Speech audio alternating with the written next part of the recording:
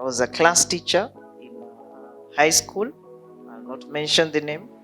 But that student came to me and said goodbye to me. I never had my own traumas. I had my own noise. So I never got to know it was the last goodbye.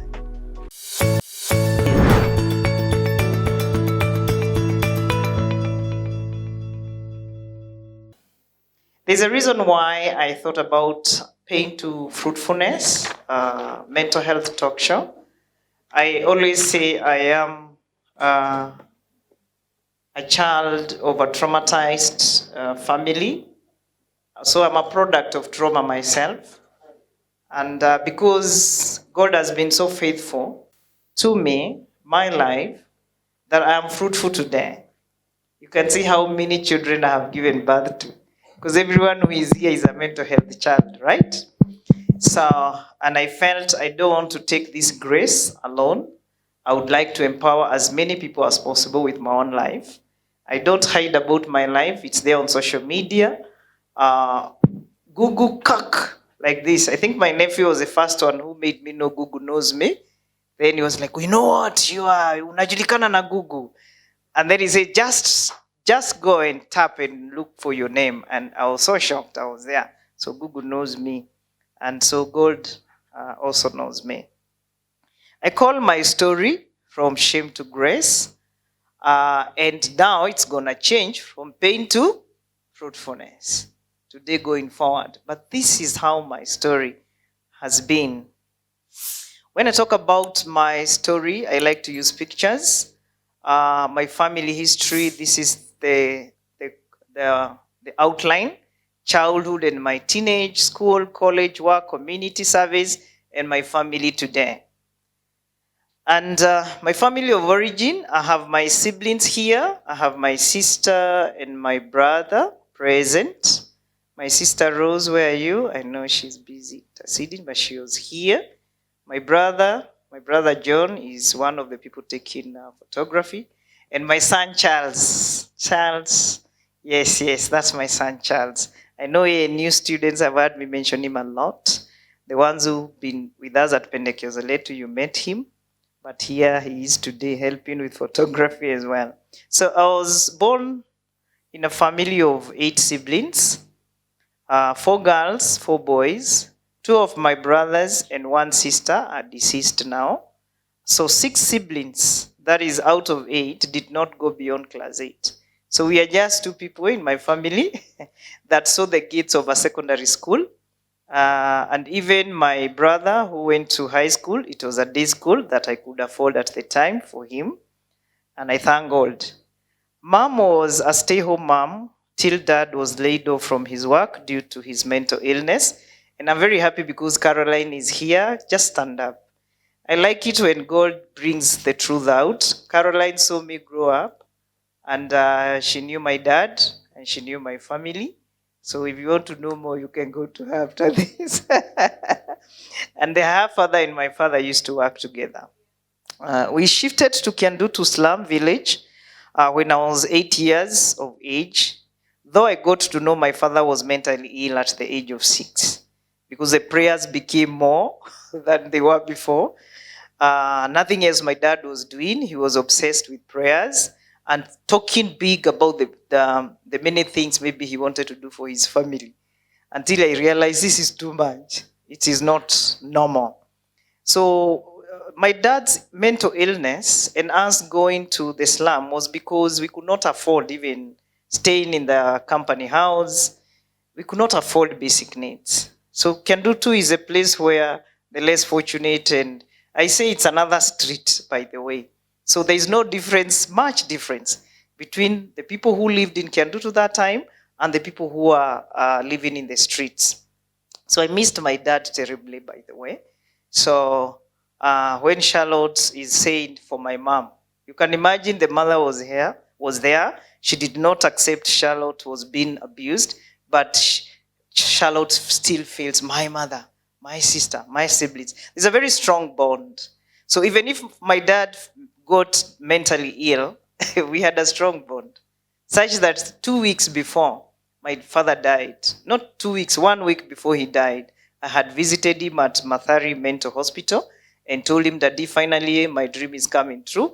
I'm going to get a degree this Friday, and I will come back here, bring you a piece of cake. I know you love milk. I bring you milk, and we are going to celebrate. I told him, even if he was not responding back, me, I could talk to my dad as if he was normal. So I told him, Daddy, I'm also going to come with mom and anyone else who is willing to come to the hospital so that we can take a family portrait, because all the family photos got burnt in a house in Fano in the slum when our entire house was burnt to ashes. And so he was excited, he smiled from the side, and I thought that was to come true. But sadly, my father died the night I graduated from University of Nairobi. That is 9th of September, 1996. I remember so well. That midnight, my father took his last breath, and I did not know. So when I went with my mom to share my cake and take a photo with him, he was normal. Isn't that trauma? So you can see trauma after trauma. So, and when I say my dad's death, I contributed a lot to the way I lived later. You can see I'm a single mom, but a proud one today. I wasn't for many years, because that was never my dream. But whenever I see my son, I'm filled with a lot of joy until people say, hey, you really keep talking about your son. So I'm very happy that my son is there. And I think today I want to celebrate my son's auntie, who has never, ever, ever left chance. Any function for the family, anywhere. Just stand up, Susan. We share both names. That is my son's biological auntie. And I thank God for you, Susan. Many people see us having side chats in Kianjao Primary School. But they don't know we are talking family stuff. And I'm very, very happy for your presence in our lives. Thank you so much. So in the slums of Kiandutu, we did odd jobs. All those jobs you can think of: brewing and selling changa, collecting and selling used paper bags to Kenya paper, we used to call it by then, scrap metals, sisi tumechokora, picking coffee. These farms, some of these farms that you see around Thika, we have picked coffee. And it's only once I made it to make 2 debes, because I was slow. Of all the children, I think I was the slowest. Tilling people's farms for us to make maybe a meal for a day. Then ferrying water for long distances and sometimes for pay. So you're doing 1 10-liter gallon and you're paid 1 bob. Those are my parents. You cannot believe I had very beautiful pictures of my parents. But when our house was burnt to ashes, we lost all the memory that we used to have. But I thank God for these 2 photos. That was my dad. You see, he was a cool guy. Si alikuwa anajua kunini kabisa. And then nikaambia watu alikuwa anavaa counter suit kama zenye Ruto sahi anavaa. So my dad was a counter suit. Ninaona watu wameanza hii swag ya kabag. Unaona kabag watu wanabeba siku hizi. Yes, and now that was my late mom. And they didn't stay apart. After my dad's death, my mom left soon after. Well, Kiandutu slum, that's the picture, literally. Even now when you go in the inside, you will find, I know Joyce goes there, Tekla goes there, Helen, the Pendekezoletu people as we go fetching for these children. And this is even a little better.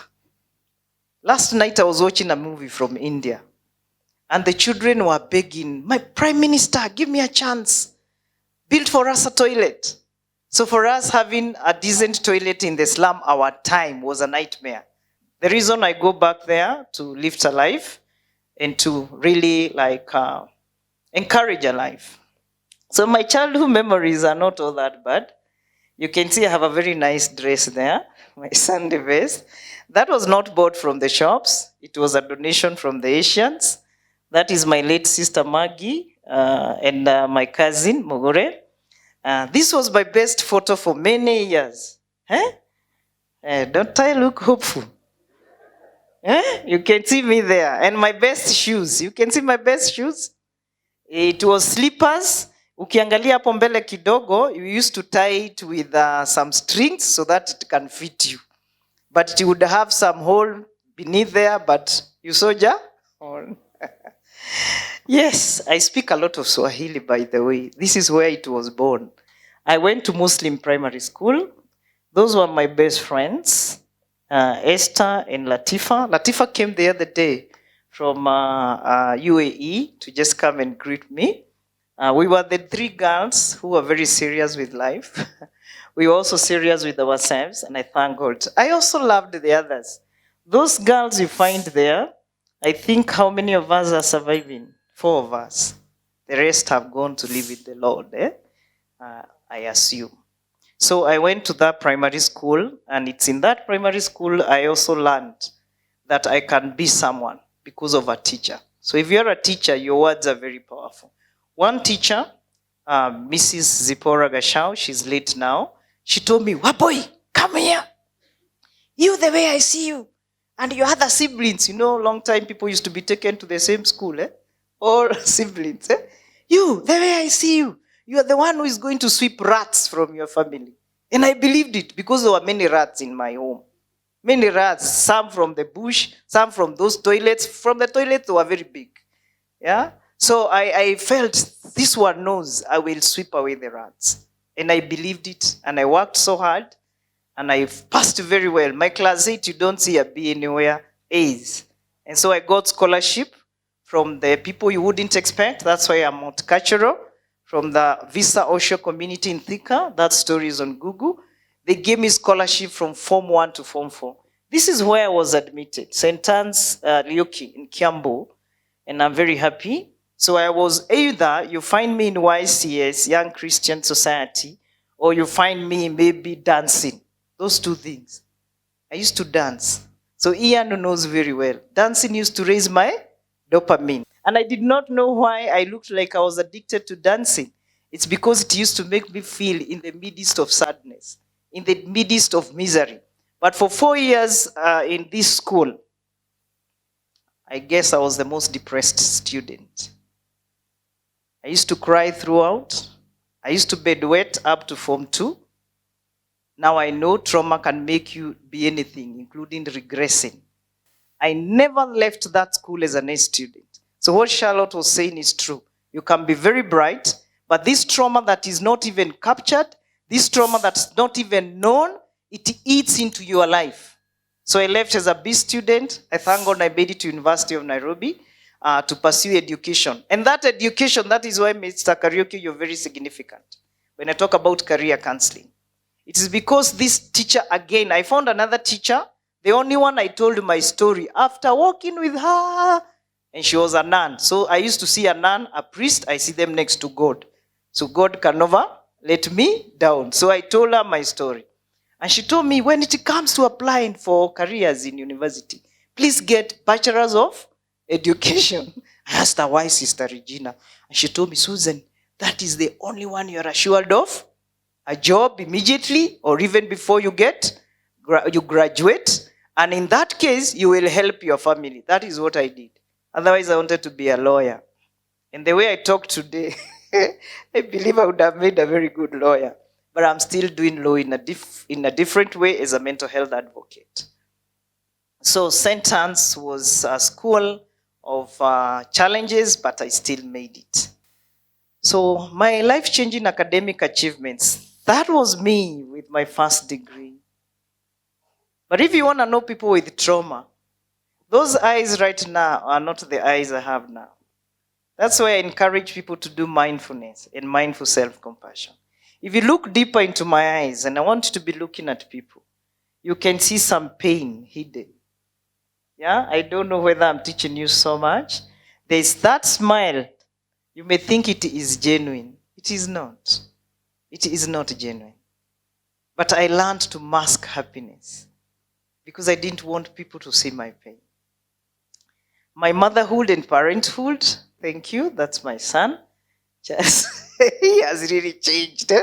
Hey, that's my son, Charles. I think that's the first time he came for me from the airport after Form 4 before joining Africa. Nazarene University. That's him in my small house where I used to stay in Kandara. And I really thank God. So I have breastfed. I have held a child. I have carried a child. And if there's anything I celebrate today, it's being a mother. I may not be somebody's wife today, but I believe Charles can give a testimony what kind of a mother I am. My siblings, the ones I have brought up, can give a testimony. The young people that I mentor and counselors, they can give a testimony. My son and my last born brother are my best friends and my greatest source of inspiration in life. Why am I saying that? Because my last born brother is my chauffeur, is my everything. Sometimes people shout at him. They tell him things and tell him, wewe uliwekwa na kimama, unafurahiyanga. And he tells them, hata nyinyi nawaombea. I'm saying that because most of the time I am with them. So they throw in some words here and there. I also have my nephews who also are there, David and Julius. David and Julius are also very inspirational. I have my sister. I don't look at my sister sometimes as my greatest source of inspiration. I feel like my sister is the greatest source of protection. Rose, can you stand up? And I love you so much. I love my sister so much. Rose, come. I don't call you my friend. I call you my protection. She is very important to me. The things I don't tell the world, I tell my sister. She never went to school like me because she didn't have uniform. And I didn't have money to buy her uniform. But those of you who know Rose, she's very intelligent, very brilliant. She prays for me. She told me, Susan, you may not have enough money for that function, but I see it. I see it being so beautiful. I see everything working. Thank you, Rose. I know that I love you and I treasure you so much.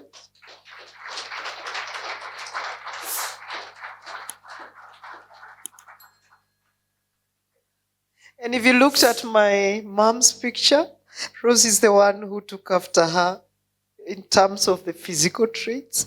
So when I also see her, I see my mom. Asafi. so, thank you. This is my story.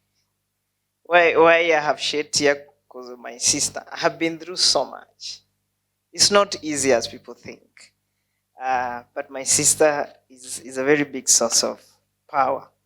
My brother will always be a rasbon. So sometimes he laughs things away and things are very serious. But for my sister, she will take things to heart and we talk tough and we thank God. So I discovered counseling as a profession because my student died by suicide. I was a class teacher in high school. I'll not mention the name. But that student came to me and said goodbye to me. I had my own traumas. I had my own noise. So I never got to know it was the last goodbye. And so I felt like I participated in his death. Because of that guilt, I felt like I was not a good teacher, like I could not even save a life. And I said the day I'm going to have a chance to study anything beyond my first degree, it's going to be counseling. And so when I got a chance to do a higher diploma in psychological counseling, when Kenya never had a degree in psychology or counseling, I went and I used to take 3 vehicles. Where I used to be, I would get to Thika town, from Thika to Nairobi, Nairobi to Westlands. And I didn't have a lot of money. I remember I took a loan of 40,000. Then I had a balance of 20,000, which I never raised even afterwards. But I was given trainings to do and pay. So if you find me doing the same, it's because it was done to me. There are people I give jobs to be able to pay their school fees. There are people that I support so that they can be able to do school. and also to be a counselor, if that is their mission, their purpose. So this higher diploma from Kenya Institute of Professional Counseling, and many of us here are products, including Mr. Kenyanjui there, Johnson, who is also a great motivator, landed me opportunities to earn an extra income, to fund my master's program at Desa University, which is very expensive. Then from that experience as a student in counseling, I received healing. So that is why I know talking and sharing helps. I talk about my sister being my pillar, because I know. And you may not know, but I know deep down what I'm talking about. But when I shared my traumas, my pain, my frustrations, betrayals, I was just, and my self-esteem rose drastically. Self-esteem is nothing else but self-confidence. So I started doing trainings, Kirinyaga, Matu, Mombasa, wherever, with that institute. The director of that institute saw a star. And I was like, here I am. And I really say, God bless Mr. Joseph Ndungo of KIPC. He mentored me, honestly. So don't be surprised the people that are around me here are men. Now you can even connect. But my father was my very close friend. So I work easily with men. Not that I don't work well with women, I do, because I have Anne here, Helen, my long-term friends, Wamwangi here, Susan, and others. But it becomes so easy for me to work with men. And that is why today I protect those girls people call what? Tomboys and studs. Because you're the one driving them there. They are not. I am a whole woman, despite being bullied in Form 1, that I have a voice like that of a boy. You don't make me a boy, okay? So I stand up for them, and because I know with ignorance, people can drive you to LGBTQ plus family.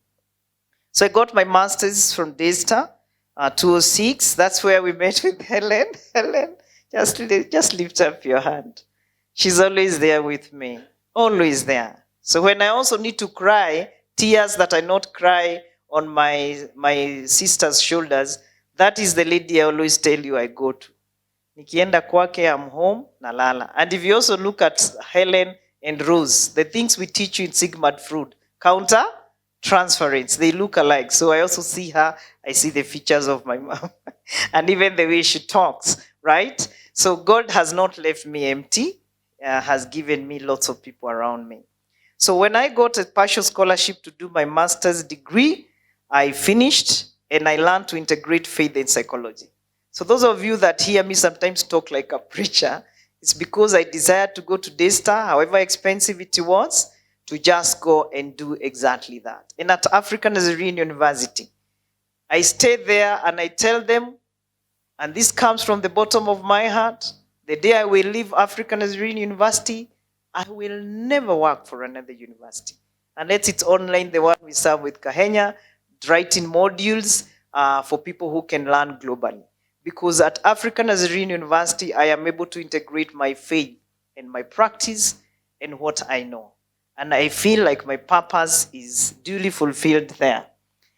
So if you did not know, now you need to know that I am the first known Kiandutu slums doctor, PhD. And this blesses my heart because I have encouraged many students. Some we are already educating at the university, and some are in high schools. Francis knows that too well. We don't want to mention who they are, but Francis, is Francis here? Yes, yeah. He's the one who keeps the books for what I do for those kids and for the youths. So this is a part of my fruitfulness.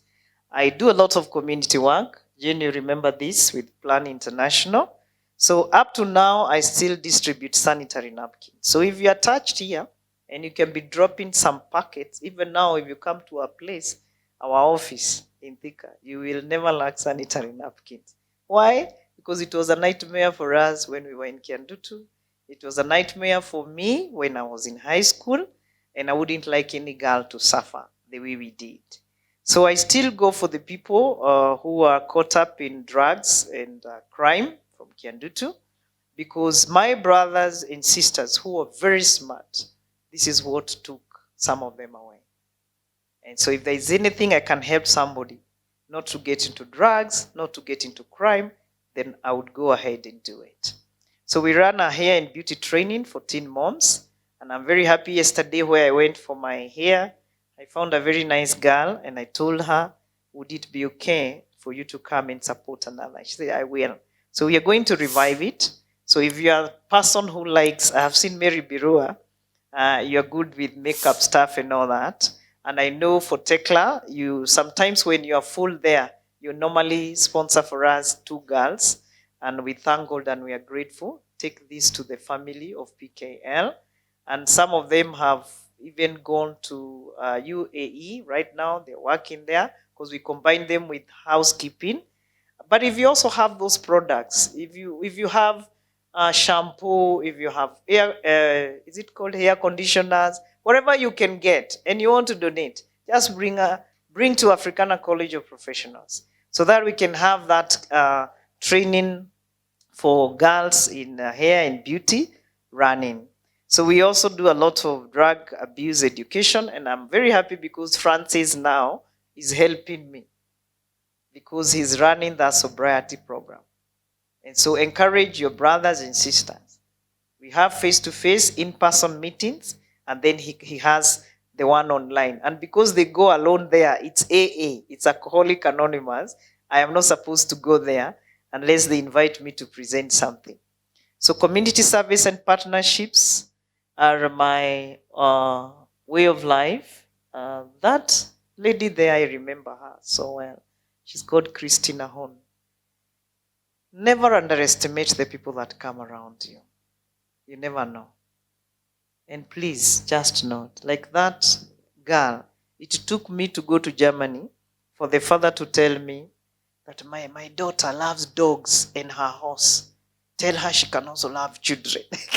I didn't know Germans are like us. And I could go and tell her what the father cannot tell her. And today she's a mother of 2. She's married. And I'm very happy. So I call them my grandchildren. So God willing, I'll go and visit them. I'd also support National Peace Agenda.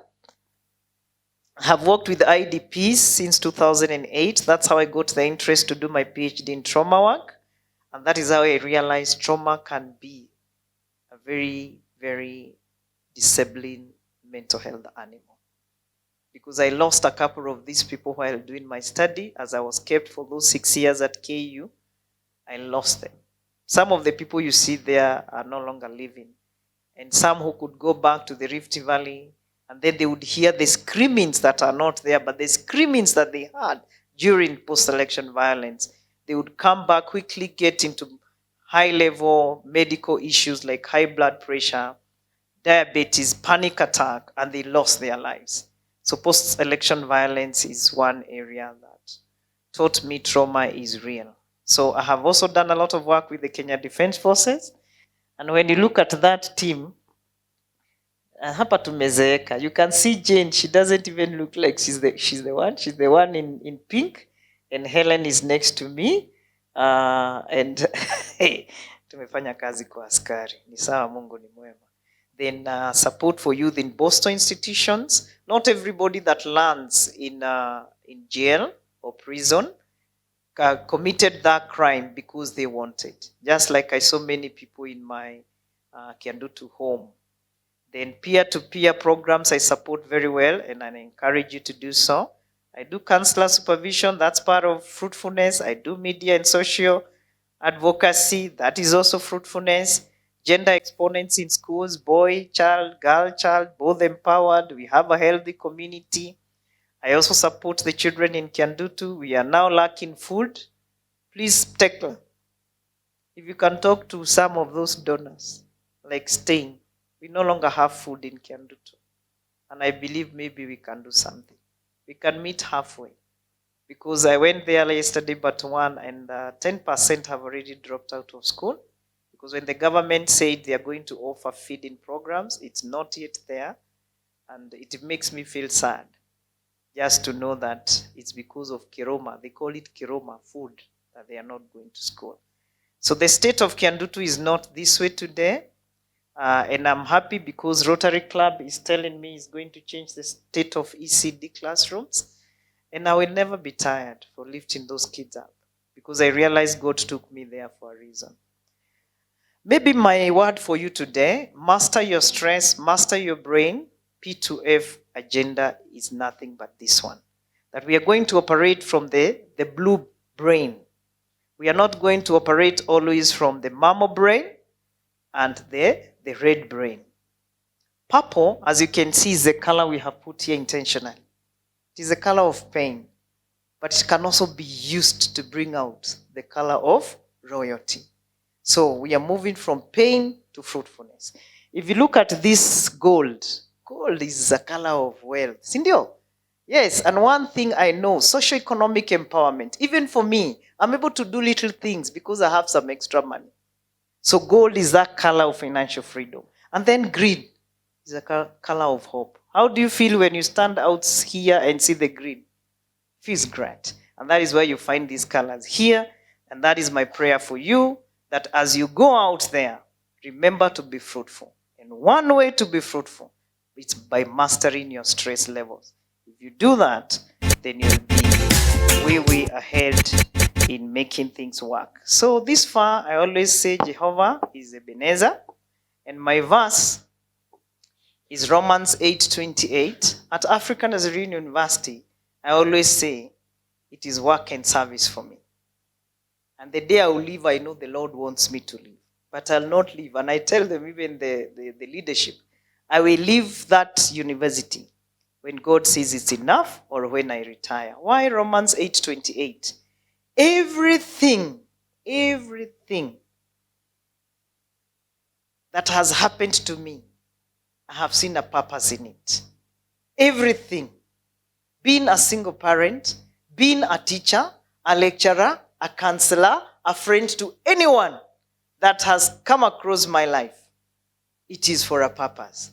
When I told you that I know you, all of you here, including my students, I remember you were sampling, right?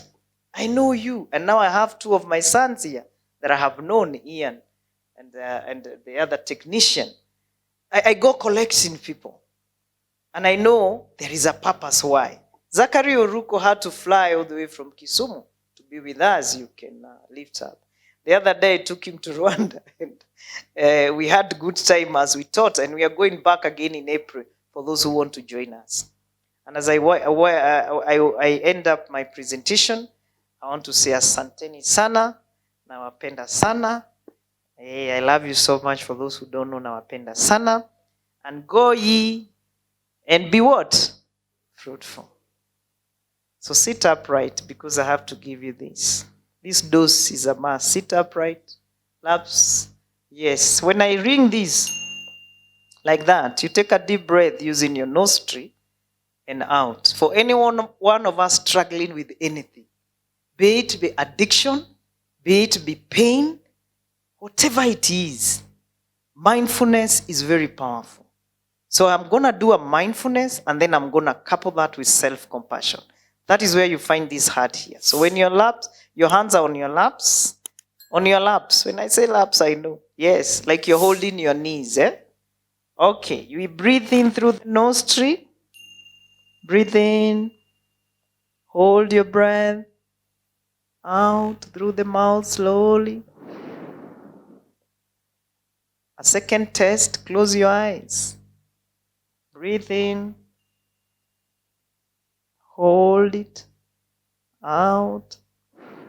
Don't open your eyes. If you find yourself opening your eyes, just know stress is mingi until I tell you to open. Okay, one more time. Breathe in. Hold it. Out. Put your right hand or left on your heart. Don't open your eyes. If you find yourself opening your eyes and I have not given instruction, just know your inside is not relaxed. And it's a good test for you. So let's breathe in one more. Breathe in. Hold. Out. Breathe in again. Hold. Out. Keep your eyes closed. One test for you. What have you carried in your heart for so long? Can you breathe it away? Is it fear of life? Is it fear of being the best version of yourself? Is it fear of being fruitful? Is it fear of telling someone sorry? Is it fear of rejection? Is it fear your child is not turning out to be what you wanted them to be? Is it fear that you might never quit any addictive behavior? What do you still hold and it is destroying you of being fruitful? Can we let go of those burdens? Because from where I come from in my faith, when Jesus left, a great teacher that he was, he told the disciples that I will not leave you empty. I am leaving you a great comforter and helper, the great counselor, the Holy Spirit. And when the disciples were traumatized by Jesus' death, shameful death, then death, resurrection, and then he leaves them completely to go back to heaven. They were terrified, they were traumatized, but he had made a promise, the power of the Holy Spirit. The Holy Spirit came when they were hiding in the upper room. Tongues of fire, strong wind, tongues of fire, and then there was peace and calm. I want you to know we came into life through the breath of life, and even when we shall lose it, we'll go to the next world. But that breath of life is powerful as you're doing right now. When things are very tough, you feel you can't hold anything in. Just breathe in and breathe out. One last one, breathe in. Hold it. Out. Breathe in again. Hold it. And out. And then come back to the room. Thank you so much. God bless you.